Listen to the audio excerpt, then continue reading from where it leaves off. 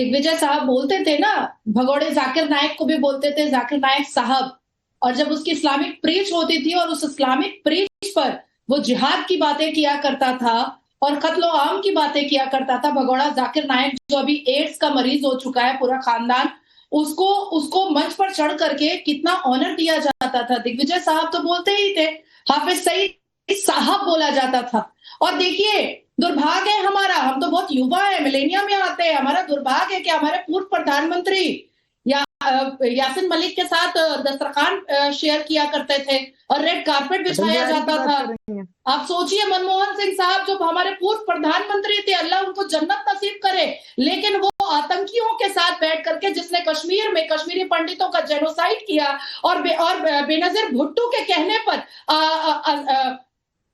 मस्जिद के loud speaker से जो अनाउंसमेंट होता था उस पर यासिन मलिक पूरी कार्रवाई पंडितों पर करता था, कश्मीरी पंडितों पर। उसको मनमोहन सिंह साहब हमारे पूर्व प्रधानमंत्री लेकर बैठा करते थे दस्तरखान पर। अब दूसरी बात आती है 2 मई 2016 को फिरहाद हकीम जो ममता बनर्जी साहिबा के सबसे करीबी, लाडले, प्यारे, दुलारे जो मंत्री हैं, मेयर है, बहुत सारी पदों के मालिक है पश्चिम बंगाल में, उन्होंने 2 मई 2016 को साफ कहा था पाकिस्तान के पत्रकार और पाकिस्तान के जर्नलिस्ट द डॉन को कि कोलकाता मिनी पाकिस्तान है। तो जब कोलकाता मिनी पाकिस्तान घोषणा हो ही चुका है तो फिर संतों पर लाठी नहीं बरसेगा तो किस पर बरसेगा, साधुओं पर लाठी नहीं बरसेगा तो किस पर बरसेगा। ठीक जो चीज तौसीफ खान, ठीक है तौसीफ खान, एक मिनट, तौसीफ ने नहीं बोला अभी तक। तौसीफ खान, कोलकाता मिनी पाकिस्तान इसीलिए लाठी बरस गई, ये सवाल आ रहा है नाजिया की ओर से। फिर सवाल यह भी है कि बाबरी मस्जिद बन जाती है, उस पर बड़ी खामोशी है। हुमायूं कबीर को 1 साल से बोल रहे थे बाबरी, कुछ नहीं हो रहा था, आखिरी समय में पार्टी से चलो सस्पेंड किया, निकाला, जो भी किया, लेकिन फिर भी खामोशी नहीं बोलते हैं, लेकिन लाठी बरसाने में तेज है। नहीं, ये सारे हथकंडे जो है कुछ असर नहीं देने वाले। 2026 का जो इलेक्शन है, ये सारे हथकंडे आज जो आप देख रहे हैं, जो हुमायूं कबीर कर रहे हैं, या ये सब जो भी बीजेपी भेज देती है बंगाल हाई कमीशन के पास में अपने वर्कर्स को और कहती है कि वहाँ पे प्रोटेस्ट करो, हड़दम मचाओ, और फिर उसी बीजेपी की पॉलिसी है कि हमें कमीशन को जो है बांग्लादेश हाई कमीशन को प्रोटेक्ट करना है, पुलिस को पूरा जो है जिम्मेदारी निभाना है। तो ये सारे हथकंडे जो है पहले भी अपनाए गए हैं। पिछले 3 चुनाव से बीजेपी जोर शोर से कोशिश कर रही है, वो पैसे से, वो अपने एजेंसीज से, वो छल से, हर तरीके से बीजेपी ने सारे टैक्टिक्स अपना लिए, फिर भी वो हार गई। एमपी इलेक्शन हारी, पंचायत इलेक्शन हारी, पिछले 2021 का इलेक्शन हारा। तो बीजेपी को 2026 में फिर से वही हार का सामना करना पड़ेगा, क्योंकि जो वोट ममता बनर्जी के पीछे खड़ा है, ममता बनर्जी वाहिद एक मास लीडर है पूरे देश में जिनको जनता का सपोर्ट है, जो जनता के बीच में रहती है। आज भी कोई जनता चाहे ममता बनर्जी से मिल सकती है। एसआईआर का विरोध कर रही है ममता बनर्जी और बांग्लादेशी घुसपैठियों को कह रही है कि पब्लिक का वोट उनको मिलता है, तो पब्लिक जो उनको जिता देगी। भद्दे काम नहीं आने वाले, ऐसे कितने पार्टी बनाए गए। अभी हुमायूं कबीर जो एक नया पार्टी, क्या उन्नयन, क्या कुछ नया पार्टी बनाया उन्होंने। पिछली दफा जो है नवाज सिद्दीकी ने बना दिया था, एक नौशाद सिद्दीकी ने एक पॉलिटिकल पार्टी बना दिया था। तो ये सब होते रहते हैं, ये कोई बड़ी बात नहीं है। इस तरह के कितने पार्टी बने, आए गए, लेकिन ममता बनर्जी अपनी जगह पे बिल्कुल खड़ी है मजबूती के साथ, क्योंकि देश की जनता उनके साथ। एक मिनट, नाजिया ने कुछ बोल रही थी लगातार, पता नहीं आपके कानों में आवाज गई या नहीं गई। खैर गई होगी तो जवाब दे दीजिएगा। लेकिन मैं एक बात और कह रहा हूं, बहुत लोग आए होंगे 26 में क्या होगा, तौसीफ ये तो वक्त बताएगा। आप सवाल पूछिए, आपके सवाल का। नहीं ठीक है, मैं तो कह रहा हूं कि 26 चुनाव में क्या होगा ये तो वक्त बताएगा। जनता किसके साथ होती है, जनता तय करेगी।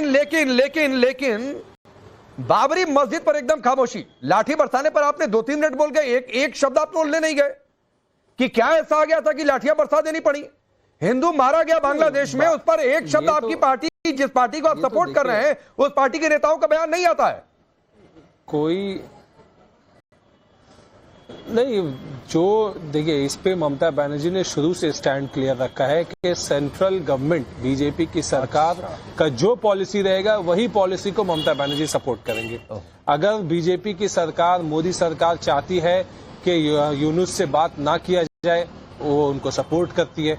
ममता बनर्जी चाहती है कि भाई मोदी सरकार जो है यूनुस से बात करें, लेकिन मोदी जी की मुलाकात हुई थी कुछ महीने पहले, तो वो लोग हंस करके कुछ बातें कर रहे थे यूनुस सरकार से, मिस्टर यूनुस से। तो देखिए, जो मोदी जी का पॉलिसी है, ये फॉरेन पॉलिसी है ना, स्टेट गवर्नमेंट नहीं, तो यहाँ तो केंद्र सरकार कहती है तौसीफ खान के हटाओ, घुसपैठियों को निकालो, घुसपैठी देश में रहने नहीं चाहिए, एसआईआर से घुसपैठियों को बाहर कर दिया जाएगा। तब तो आप लोग उसका विरोध करने के लिए खड़े हो जाते हैं। तब तो नहीं सोचते कि केंद्र सरकार चाह रही है कि घुसपैठिए निकाल दिए जाए तो घुसपैठिए बाहर हो जाए। कहाँ घुसपैठी नहीं लाइन लगी, सीमा पर लाइन नहीं लगी, 50 से ज्यादा लाख नाम काट दिए। अब वो मृत जो लोग मर गए उनका नाम, वो तो नहीं बोल रहे कि घुसपैठियों का नाम है, क्योंकि घुसपैठियों का नाम बोलेंगे तो वो खुद फंस जाएंगे। तो बांग्लादेश की सीमा पर कौन था जो लाइन लगी थी? भाषण में कहा है जो लाइन लगी थी तो अंदर बांग्लादेश में घुसने के लिए होम अफेयर्स ने, ये कौन थे लोग, डेटा प्रेजेंट किया है, कौन थे लोग जो लाइन लगी हुई थी? देखिए, ये अमित शाह जी के कंट्रोल में। अमित शाह जी बॉर्डर खोलते हैं, किन लोगों के लिए खोलते हैं, क्यों अंदर बुलाते हैं, उनको क्या नागरिकता देते हैं, ये सारा जो है डिपार्टमेंट अमित शाह जी का है। अमित शाह जी आज के देश में एक home minister, part time home minister, full time de facto BJP president and forever BJP के चीफ इलेक्शन कैंपेनर और chief election strategist. Amit Shah ji एक बड़ा रोल निभा रहे हैं, उनके ऊपर में पावर है भाई। वो जो इनके टॉपिक गवर्नमेंट जी से सकती, स्टेट गवर्नमेंट का लिमिटेड रोल, अब इनको चुप कराइए, कोई पावर नहीं होता है चुप कराइए इंटरनेशनल मैटर्स में बोलने के लिए। आप ये बताइए, आपके बॉबी हकीम क्या कहते हैं कि मैं अल्पसंख्यक चाहता हूं कलकत्ता में हिंदुओं को, उसका जवाब दे दीजिए। दिग्विजय सिंह क्या कहते हैं, ये एक्शन का रिएक्शन है कांग्रेस पार्टी। राशिद अल्वी क्या बोलते हैं कि यहां मस्जिदें तोड़ी जा रही है। इस तरह से उनके, आप जो वहां उन्मादी भीड़ ने मारा था एक हिंदुओं को, उसके साथ खड़ी है, उनका समर्थन कर रही है, जस्टिफाई करने के लिए तुले हुए हैं। और हुमायूं हजारों लोगों के साथ वह नमाज अदा करता है, एक लाठी तो क्या, एक पुलिस वाला उनको नहीं रोकता। और यहाँ बेहोश पड़े हैं साधु, उनके ऊपर लाठी बरसाई जाती है। कैसी निर्मम तरीके से ये ममता दीदी है। और बात बात पे सड़क पर उतरने वाली ममता दीदी अब कहाँ है, अब कहाँ छुपी बैठी है ममता दीदी, बताइए जरा मुझे। और जहां तक आपकी बात है बाढ़ लगाने की और घुसपैठियों की, 450 किलोमीटर पे हमने 7 बार देश के होम सेक्रेटरी, चीफ सेक्रेटरी के साथ मीटिंगें की हैं, 10 रिमाइंडर भेजे इनको। आप जगह मुहैया क्यों नहीं कराते हो, बताइए आप मुझे। हमने तो बाढ़ लगा दी ना 1650 किलोमीटर पे बांग्लादेश बॉर्डर पे, की जनता बहुत अच्छे से समझती है। अच्छा, एक बात ममता दीदी हुमायूं कबीर को तो आप लोगों ने कहने के लिए निकाल दिया। चलिए, आपके पास एक ग्रे लाइन भी है कि वो तो निकाल ली है, बीजेपी फंड कर रही है। एक मिनट दीजिएगा विजय शर्मा, लेकिन जिन फिरहाद हकीम का नाम लिया नाजिया ने अब से थोड़ी देर पहले, वो तो मेरे हिसाब से अभी आपकी पार्टी में ही है, जिस पार्टी को आप सपोर्ट कर रहे हैं। उन्होंने क्या कहा था, इस्लाम में जन्म नहीं होना दुर्भाग्य की बात है।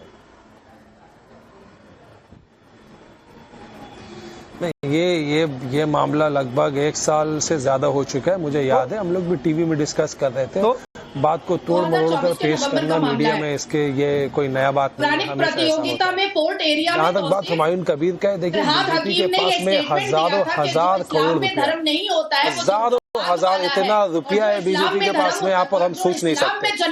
बीजेपी जिसको चाहे ऐसे करके खरीद लेगी, बीजेपी जिसको चाहे ऐसे पैसा फेंक देगी।